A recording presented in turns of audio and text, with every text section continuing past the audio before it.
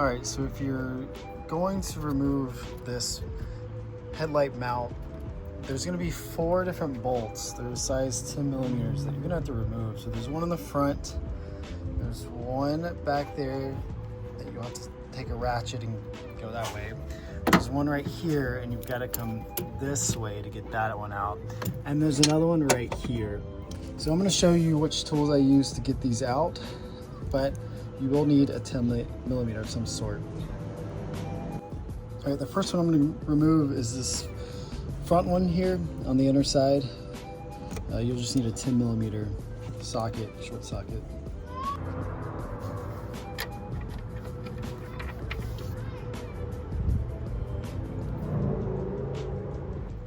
All right, for this other front one, I'm going to use a extended socket, 10 millimeter.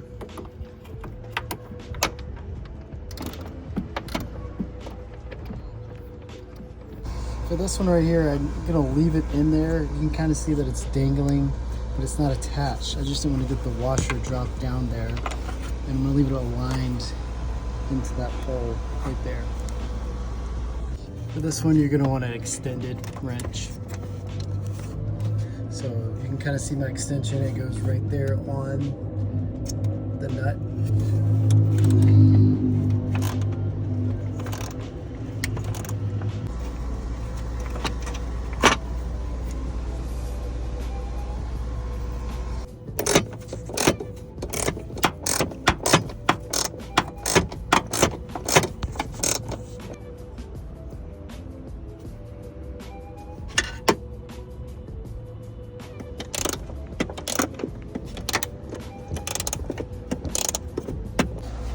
All right, once you have those 3 bolts removed and this one pulled out but left in there, you're just going to want to pry up on it. Get it loose and it'll come right out. And so here's the problem. Is my O-ring fell off and this is broken, so just got to fix it. All right, once you have your headlight panel out, this is what it looks like here. It's pretty big piece. I've cleaned mine off. Believe me, it's not this nice looking. So I wanted to show you a little bit more closely how this works. So it's a very, in my opinion, it's cheap design, but when you turn the key in here, you twist it, it'll unlock the headlight, obviously. But what happens is, like on my Porsche, there's a couple problems that this thing can encounter. Is this piece right here, you can't really see it from the video, but underneath it, a piece broke off. So every time there's tension on it, it'll actually cause this thing to slip. And if I could see it, there's the little crack that it'll make this piece slip from under it when I crank it back, and it causes it to come undone. Another problem is this little clip here. It's called an E clip. The way that it's designed looks kind of like an E, but more like a C. This piece, when there's too much tension on it, it'll actually cause this thing to snap off. So once it snaps off, you may be able to reach your hand through the front of the car, through the headlight housing to get to it. Might as well just take it off with the trouble, because you can't really see. You're kind of going in blind if you come underneath and do it.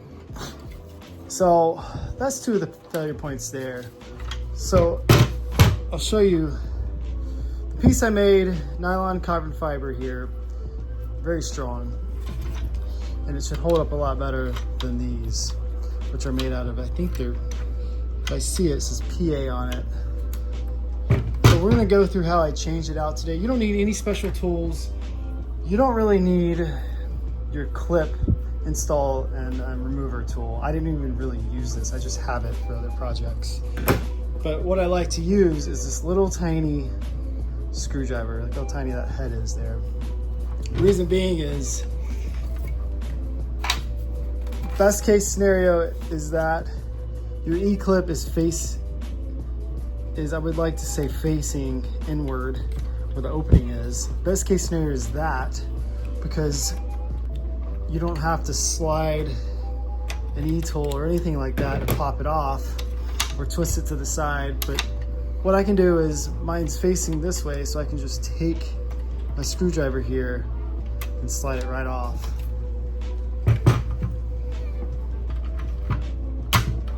There you go.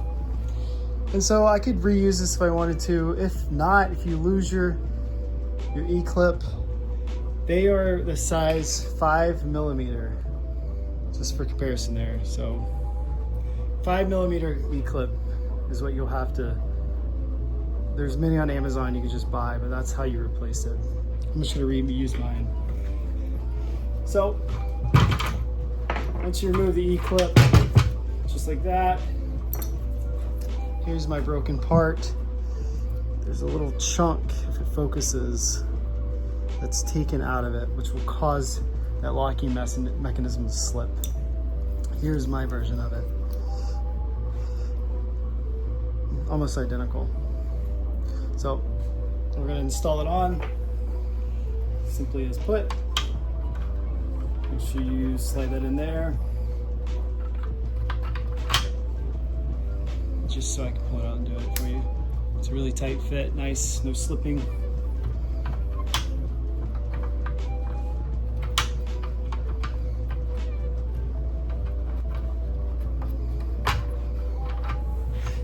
Make sure you got it on right, testing it. All right, I do this with two hands here. So you'll take your E-clip, slide it on just like that. Oops, fell. All right, let's try this again. E-clip, slide it on, just like that. You can take any tool you want. You can even use a screwdriver before. I just like to use the Phillips because it's got more range. Hopefully it won't slip. There you go. Good as new. So just another test, make sure. And perfect, it works great. This is what it looks like underneath the panel. So there's one of your screws there, as well as leaving it. Another one, and then the fourth one right there. So I went ahead and cleaned it up and installed that piece correctly, so it was working. So we're just gonna reinstall it now.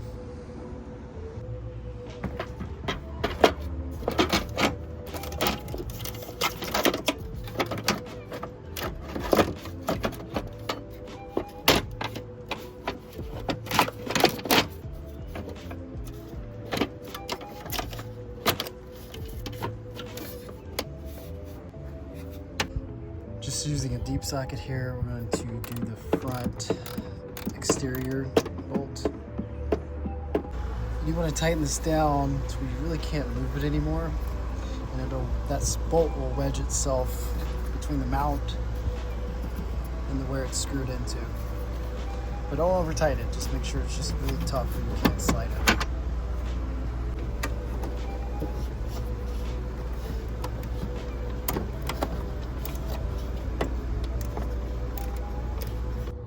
All right, be careful feeding this one up that way because you can drop it and it will get down in there.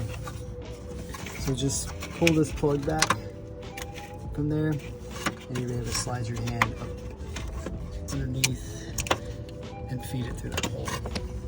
Can't really see it.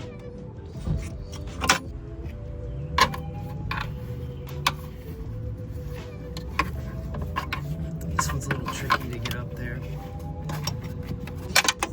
Once you get it up in there, I would suggest using a shallow socket and an extension to get back there.